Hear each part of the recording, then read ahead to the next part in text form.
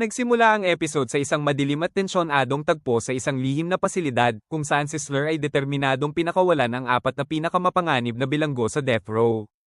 Ang mga ito raw ay sina Dump, isang halimaw na may abnormal na lakas at walang awa, Apart, isang lalaking literal na hinahati ang sarili para makalaban sa kakaibang paraan, Minimalist, na ubod daw ng linis sa kilos pero walang konsensyang pumatay, at si So, isang sadistang may dalang lag-ari na parang laruan lang ang buhay ng tao sa kanya.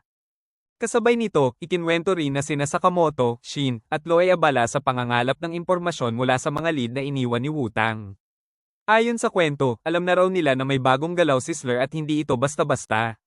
Gamit ang mga pinagsama-samang datos at contact sa ilalim ng mundo, dahan-dahan daw nilang binubuo ang larawan ng kung ano talaga ang binabalak ni Slur.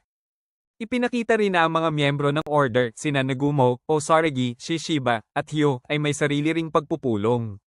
Sinabi raw nila na ang mga pag-atake ng grupo ni Slur ay mas nagiging organisado at mas delikado dahil sa dami ng sibilyan at organisasyong nadadamay.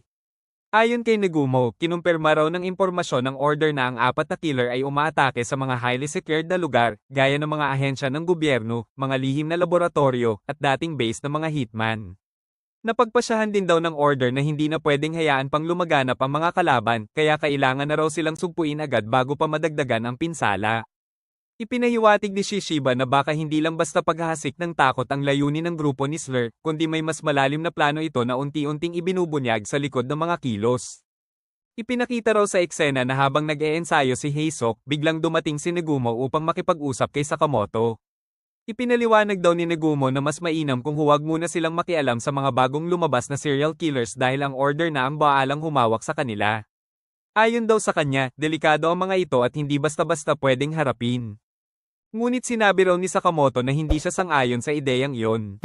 Gusto raw niyang mahuli ng buhay ang mga kriminal para malaman nila kung ano talaga ang binabalak ni Slur.